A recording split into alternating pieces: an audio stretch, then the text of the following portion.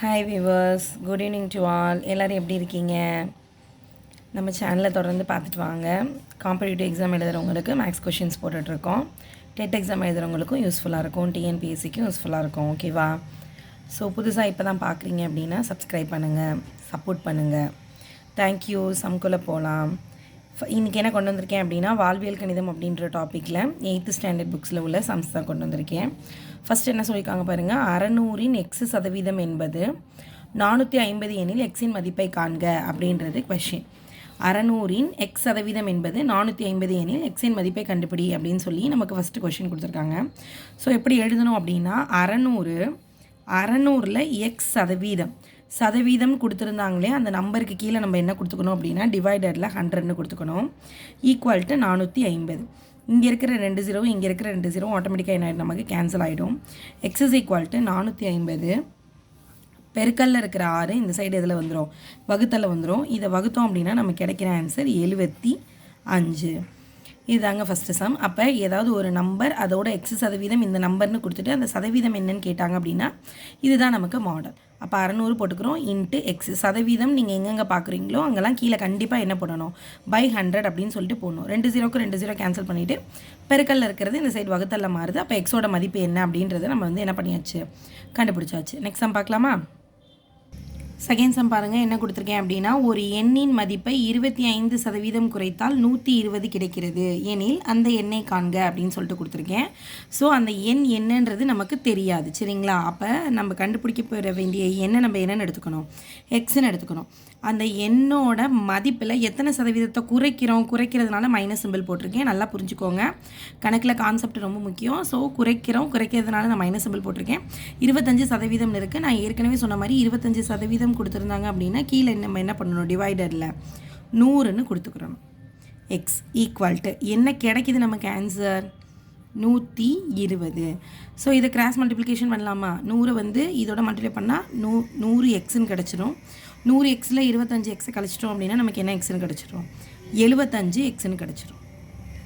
Equal to, சரிங்களா? 100 x இந்த side உள்ள 100 இங்கே கொண்டு போயிட்டோன்னா என்னென்னு வந்துடும், நமக்கு பெருக்கல்ல போயிடும். கீழே இருக்கிற வகுத்தல உள்ளது அந்த சைடு என்ன போயிடும், பெருக்கல்ல போயிடும். அப்போ 75 X is equal to 120 into 100. எக்ஸோட மதிப்பு மட்டும்தான் வேணும். அப்போ 120 இன்ட்டு 100 டிவைடட் பை என்னென்னு வந்துடும், 75. இதை நம்ம கேன்சல் பண்ணோம் அப்படின்னா நம்ம கிடைக்கிற ஆன்சர் 160. இவ்வளோதாங்க, சிம்பிள்.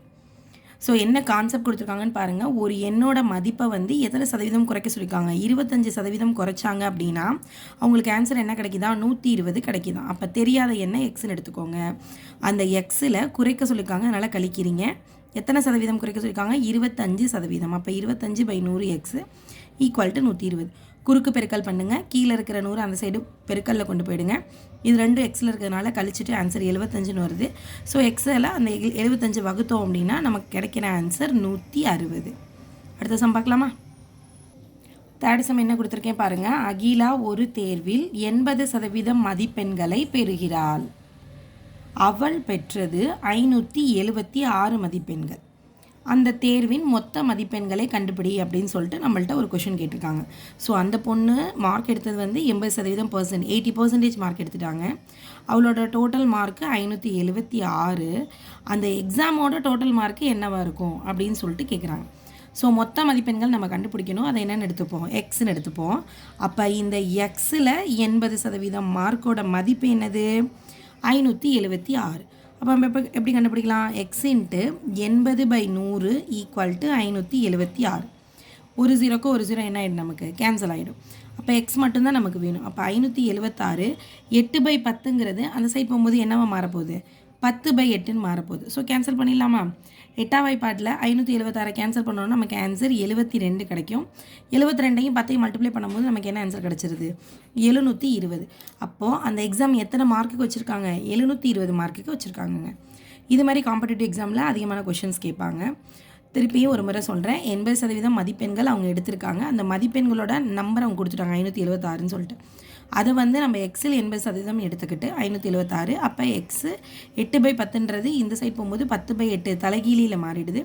கேன்சல் பண்ணது போக மீதி மார்க் மல்டிபிள் பண்ணி போட்டிருக்கோம். ஸோ இவ்வளோ தாங்க ஆன்சர். இவ்வளோ சிம்பிளாக தான் இருக்கும். வேர்ட் ப்ராப்ளம் அப்படின்னு நினச்சி யாரும் பயப்பட வேணாம். அந்த வேர்ட் ப்ராப்ளத்தை எப்படி ஸ்டெப்பாக மாற்றுறதுன்றதை யோசிங்க.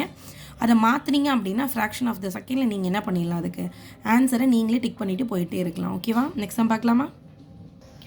அடுத்த கொஷின் என்ன கொடுத்துருக்கேன் பாருங்கள். 4வது கொஷின், 20% விலை உயர்விற்கு பின் 1 கிலோ உளுத்தம்பருப்பின் விலை கொடுத்துருக்காங்க. எவ்வளோ கொடுத்துருக்காங்க? நமக்கு 96 கொடுத்துருக்காங்க. ஏனில் 1 கிலோ உளுத்தம்பருப்போட அசல் விலை என்ன அப்படின்னு சொல்லி கேட்டிருக்காங்க. ஸோ ஃபஸ்ட் லைனை வச்சே நம்ம என்ன பண்ணலாம், ஃபார்ம் மேக் பண்ணலாம். அப்போ 20% உயர்வுக்கு பின் உளுத்தம்பருப்பின் விலை என்ன வரும்? ஃபஸ்ட்டு எக்ஸ்ன்னு இருந்திருக்கும், அப்புறம் ஒரு 20% விலை உயர்த்தியிருக்காங்க. நல்லா கவனிச்சுக்கோங்க. முதல்ல உளுத்தம்பருப்போட அசல் விலை எக்ஸ்ன்னு இருந்திருக்கு. எத்தனை சதவீதம் உயர்த்தியிருக்காங்க? 20% உயர்த்தியிருக்காங்க. எப்பயுமே சதவீதம் போட்டால் நம்ம கீழே என்ன கொடுக்கணும்? பை வேல்யூ கொடுக்கணும். உயர்த்தினதுக்கு அப்புறம் அந்த விலை, பருப்போட விலை என்னென்னு வந்திருக்கு? இங்கே 96ன்னு வந்திருக்கு. ஸோ 96 ரூபா. இப்போ இந்த அசலை தான் நம்ம கால்குலேட் பண்ணணும். அப்போ கீழே வந்து நமக்கு 100ன்னு இருக்குது. இந்த 100 வந்து கிராஸ் மல்டிப்ளிகேஷன் பண்ணுங்கள். பண்ணோம் அப்படின்னா 100xன்னு மாறும். 100x + 20x என்னென்னு நமக்கு கிடச்சிரும்? 120x டிவைடட் பை என்னென்னு கிடச்சிரும்? 100 = 96. எக்ஸ் மட்டும்தான் நமக்கு வேணும். அப்போ 96 இன்ட்டு இந்த 120 டிவைடட் பை 100ங்கிறது ரெசிப்ரோக்கலில் 100 டிவைடட் பை 120ன்னு மாறிடுது. இதுக்கும் நமக்கு என்ன ஆகிடுது? கேன்சல் ஆகிடுது. நெக்ஸ்ட்டு பாருங்கள், 12 12, 8 12 96 வந்துடும். அப்போ 8 × 10 80. அப்போ உளுந்தோட அசல் விலை எவ்வளோ அப்படின்னா 80 ரூபா தான். நான் முதலே சொன்ன மாதிரி தான், கணக்கை நல்லா படிங்க. அதை படித்து அதோட கான்செப்டை புரிஞ்சுக்கிட்டு அதை எப்படி ஃபார்மேட் வைஸாக மாற்றுறதுன்னு மாற்றிட்டு அதுக்கப்புறம் உங்களுக்கு என்ன தேவைன்றதை நீங்கள் போட்டிங்க அப்படின்னா 1-2 ஸ்டெப்பில் உங்களுக்கு என்ன கண்டுபிடிச்சிரும்? கண்டிப்பாக உங்களுக்கு ஆன்சர் கிடச்சிரும். அடுத்த சம் பார்க்கலாமா? என் வீடியோ உங்களுக்கு பிடிச்சிருந்ததுன்னா, நான் நடத்துகிறது உங்களுக்கு பிடிச்சிருந்தது அப்படின்னா சப்ஸ்கிரைப் பண்ணுங்கள், ஷேர் பண்ணுங்கள். அப்படியே அந்த பெல் ஐக்கானையும் லைக் பட்டனையும் அழுத்தி விட்டுட்டு போங்க. இது மாதிரி வேறு ஏதாவது உங்களுக்கு நடத்தணும், இல்லை வேறு ஏதாவது உங்களுக்கு தெரிஞ்சுக்கிறணும் அப்படின்னா கமெண்ட் பாக்ஸில் கமெண்ட் பண்ணுங்கள். சப்போர்ட் பண்ணுங்கள். ஃபுல்லாக என் வீடியோ பார்த்த எல்லா ஃப்ரெண்ட்ஸ் அண்ட் ஃபேமிலிஸ்க்கு thank you so much friends. Thank you so much. Next கிளாஸில் பார்க்கலாம். தேங்க்யூ.